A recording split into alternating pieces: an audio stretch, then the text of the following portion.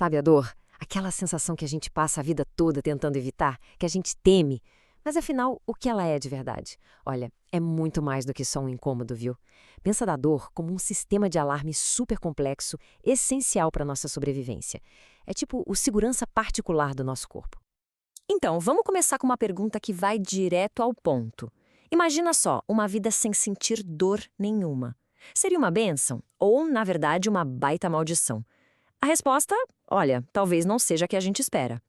Essa citação conta a história real e, assim, bem trágica de um jovem paquistanês. Essa aparente invulnerabilidade dele era, na verdade, a sua maior fraqueza. Faltava para ele aquele mecanismo de alerta que impede a gente de correr riscos que podem ser mortais. A história dele mostra, de um jeito bem dramático, qual é o propósito vital da dor. Essa condição que levou a esse destino tão trágico tem um nome. Vamos mergulhar agora na realidade de quem nasce sem a capacidade de sentir qualquer tipo de dor física. A insensibilidade congênita à dor, ou ICD, é exatamente isso que o nome diz. Quem tem essa condição consegue sentir o toque, a diferença entre quente e frio, mas aquele sinal de alarme da dor, ele simplesmente não chega no cérebro. E as consequências disso, nossa, são devastadoras. Pensa bem, sem a dor para avisar do perigo, o acúmulo de machucados é inevitável. Fraturas que passam batido, infecções que pioram sem nenhum alerta e a expectativa de vida, claro, despenca. Isso deixa bem claro que a dor não é um defeito de fabricação, sabe? Pelo contrário, é a principal ferramenta de proteção que a gente tem. Ok, agora que a gente já entendeu por que a dor é tão crucial, vamos dar uma olhada em como esse alarme realmente funciona no nosso corpo. O começo de tudo são os nociceptores. Eles são basicamente terminações nervosas que estão espalhadas pela pele, músculos, órgãos. A única função deles é identificar qualquer coisa que possa causar algum dano, seja pressão demais, temperaturas extremas ou até substâncias químicas de tecidos machucados e, claro, disparar o alarme. Esse sinal de dor viaja por duas estradas principais. As fibras A delta são as expressas, sabe, as rápidas. Elas são responsáveis por aquele choque agudo, imediato, que faz a gente tirar a mão do fogo na hora. Logo em seguida, vêm as fibras C, que são as mais lentas e trazem aquela dor mais surda, latejante, que fica ali por um tempo. Então, o sinal de dano é detectado, é enviado por uma dessas vias nervosas, ou pelas duas, e chega num centro de processamento super importante, a medula espinhal. Mas a viagem não acaba aí não. A medula é só a primeira parada antes de chegar no grande maestro de tudo, o cérebro. E é aqui que a história fica ainda mais interessante. O cérebro não é um receptor passivo, que só recebe os sinais e pronto. Ele é tipo o DJ da dor, com uma mesa de som super sofisticada para aumentar, diminuir ou até mudar completamente o que a gente sente. Uma das teorias mais importantes sobre isso é a teoria do controle do portão. A ideia é que existe um tipo de portão neurológico na medula espinhal. E o ponto-chave é que esse portão não se abre só para a dor. Outros sinais também estão ali, competindo para passar. Aí que está o pulo do gato. Quando a gente bate em algum lugar e instintivamente esfrega, o que acontece é o seguinte: a gente está mandando um monte de sinais de toque e pressão por umas fibras nervosas que são super rápidas. Esses sinais chegam lá no portão, na medula, antes dos sinais de dor, que são mais lentos. E o que eles fazem? Basicamente, eles fecham o portão na cara do sinal de dor. Com isso, a mensagem de "ai, tá doendo" chega bem mais fraca no cérebro. Genial, né?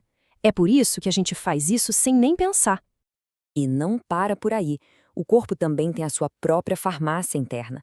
Ele produz analgésicos naturais, as famosas endorfinas. Em momentos de muito estresse ou adrenalina, o cérebro libera essas substâncias, diminuindo a dor para que a gente consiga, por exemplo, enfrentar um perigo. Bom, a gente viu como o sistema de dor nos protege. Mas e quando esse alarme, que é tão bem projetado, simplesmente se recusa a desligar? Isso nos leva ao problema terrível da dor crônica. É muito importante diferenciar as duas coisas. A dor aguda é útil, é um sintoma que nos diz: opa, para aí, tem algo errado aqui. E ela some quando o problema se resolve. Já a dor crônica, essa é a própria doença. Ela continua ali por meses, às vezes anos, muito tempo depois da lesão original ter sarado e já não serve mais para proteger a gente de nada. Na dor crônica, é como se o sistema nervoso fosse reprogramado para ficar hipersensível. Isso causa hiperalgesia, que é quando a dor fica muito amplificada, e a alodínia, quando até um simples toque na pele se torna doloroso. O alarme fica travado no volume máximo. Isso pode virar um ciclo vicioso que se alimenta sozinho. A dor inicial leva a outras reações, como tensão muscular. Essa tensão, por si só, ativa mais detectores de dor, que geram mais dor, que causa mais tensão e o ciclo não para, mesmo que a causa original já nem exista mais. A dor, de certa forma, ganha vida própria. Então, como é que se quebra esse ciclo? Como a gente desliga um alarme que não para de tocar? A resposta, por incrível que pareça, pode vir justamente daqueles que nunca sentiram dor. É hora de conectar todos os pontos. O estudo de pessoas com a insensibilidade congênita à dor abriu caminhos que são, assim, revolucionários. Ao entender por que o sistema delas está desligado, os cientistas podem aprender a abaixar o volume de um sistema que está travado no máximo. A pesquisa genética revelou alguns genes específicos.